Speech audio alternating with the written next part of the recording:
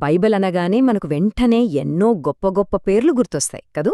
ఇర్మియా లాంటి ప్రవక్తలు, రాజులు, వాళ్ళు చేసిన యుద్ధాలు, జరిగిన అద్భుతాలు, ఇలా ఎన్నో కథలు మనకు బాగా తెలుసు.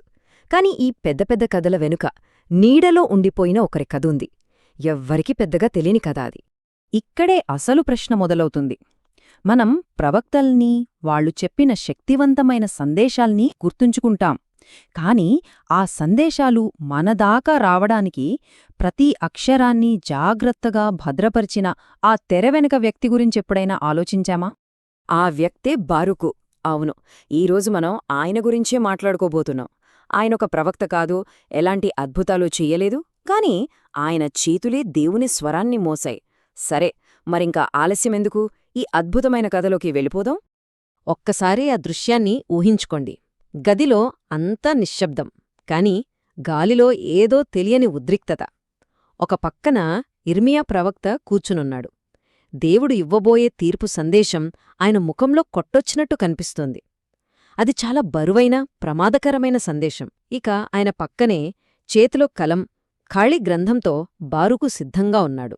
బారూకు పని మాట్లాడటం కాదు, నాయకత్వం వహించటం కాదు, కేవలం శ్రద్ధగా వినటం. ఇర్మియా దేవుని మాటల్ని చెబుతుంటే బారూకు వాటిని అక్షరరూపంలో పెడుతున్నాడు. తన సొంత ఆలోచన ఒక్కటి కూడా కలపకుండా, ఒక్క పదం కూడా మార్చకుండా జాగ్రత్తగా, నమ్మకంగా రాస్తున్నాడు. ఇక్కడే మనకు మొదటి చాలా ముఖ్యమైన పాఠం కనిపిస్తుంది. బారూకుకి తన బాధ్యత ఏంటో చాలా స్పష్టంగా తెలుసు. సందేశాన్ని ఇవ్వడం ఇర్మియా పని, దాన్ని చెక్కుచెదరకుండా కాపాడటం తన పని. తన పాత్ర చిన్నదే అనిపించినా అది ఎంత కీలకమైనదో ఆయనకు బాగా తెలుసు. కాని ఆ నిశ్శబ్ద సేవ ఎంతో కాలం కొనసాగలేదు. అకస్మాత్తుగా పరిస్థితి మొత్తం తలక్రిందులయింది. ఇర్మియా దేవాలయంలోకి ప్రవేశించకుండా అధికారులు నిషేధం విధించారు. అంటే ప్రవక్త గొంతును నొక్కేశారు. ఆ క్షణంలో ఆ పవిత్ర బాధ్యత పూర్తిగా బదిలీ అయింది. ప్రవక్త మోయాల్సిన భారం ఇప్పుడు లేఖకుడి భుజాలపై పడింది. ఇన్నాళ్లు నీడలా ఉండిపోయిన వ్యక్తి ఇప్పుడు వెలుగులోకి వచ్చి నిలబడాల్సిన సమయం వచ్చింది. ఒక్క క్షణం బారూకు స్థానంలో ఉండి ఆలోచించండి. గుండెల్లో ఎంత భయం మొదలై ఉంటుంది. అయ్యో, నేను ప్రవక్తను కాదుగదా, నేను కేవలం రాసేవాడిని, నాకెందుకు ఈ పెద్ద బాధ్యత అని ఎంత సంకోచించి ఉంటాడు. చేతిలో ఉన్న ఆ గ్రంథం బండరాయిలా అనిపిచ్చి ఉంటుంది. కాని ఆయన వెనకడుగు వెయ్యలేదు. దేవాలయంలోకి ధైర్యంగా అడుగుపెట్టాడు. ఎవరికీ తెలియని ఒక సాధారణ వ్యక్తిగా దేవుని వాక్యాన్ని అందరి ముందు గట్టిగా చదవడం మొదలుపెట్టాడు. ఎందుకంటే దేవుని దృష్టిలో తెరవెనక పాత్రలు కూడా హీరోలే. బారూకు చదివిన ఆ సందేశం నెమ్మదిగా పాకి చివరికి రాజుగారి రాజసభ వరకు చేరింది. కథ ఇప్పుడు అత్యంత ఉత్కంఠభరితమైన మలుపు తీసుకుంది. బారూకు ప్రాణాలకు తెగించి మోసుకువచ్చిన ఆ దైవ సందేశం ఇప్పుడు దేశపు అత్యున్నత అధికారి ముందు ఉంది. గ్రంథాన్ని విప్పారు. దేవుని హెచ్చరికలు రాజసభలో ప్రతిధ్వనించాయి. అందరి చూపులు రాజుగారిమీదే ఉన్నాయి. బహుశా ఆయన పశ్చాత్తాపపడతాడేమో అని అందరూ ఎదురుచూస్తున్నారు. కాని అక్కడ జరిగింది ఊహకు కూడా అందనిది. రాజుముఖంలో పశ్చాత్తాపం లేదు, కనీస భయం లేదు. దానికి బదులుగా తీవ్రమైన ఆగ్రహం కనిపించింది. తన దగ్గరున్న చిన్న కత్తిని తీసుకుని ఆ పవిత్ర గ్రంథాన్ని ముక్కలు ముక్కలుగా కోయడం మొదలుపెట్టాడు. అది నేరుగా దేవుని వాక్యాన్ని అవమానించడమే. బారూకు కళ్ల ముందే ఆయన ఎంతో కష్టపడి నమ్మకంగా రాసిన ప్రతి పదం, ఆయన చూపించిన ధైర్యం అంతా మంటల్లో కాలి బూడిదైపోతోంది. దేవుని వాక్యాన్ని అంత తేలికగా నాశనం చెయ్యొచ్చనే రాజు నిరూపించాడు. ఆ క్షణంలో బారూకు గుండె పగిలిపోయుంటుంది. కాని ఆ బాధలోనే ఆయనొక శక్తివంతమైన సత్యాన్ని నేర్చుకున్నాడు. మనం చేసే పనిని లోకం తిరస్కరించొచ్చు, అవమానించొచ్చు, కాని వాళ్ల తిరస్కరణ మన నమ్మకత్వాన్ని ఎప్పటికీ తప్పు అని నిరూపించలేదు. దీన్ని బట్టి మనకు స్పష్టంగా అర్థమయ్యేదేంటంటే, నిజమైన విజయమనేది మన కళ్లకు కనిపించే ఫలితాల్లో కాదు. ఎవ్వరూ చూడకపోయినా ఎలాంటి పరిస్థితుల్లోనైనా మనం ఎంత నమ్మకంగా నిలబడ్డాం అనే దానిలోనే ఉంటుంది. ఆ సంఘటన తరువాత కొంతకాలం గడిచింది.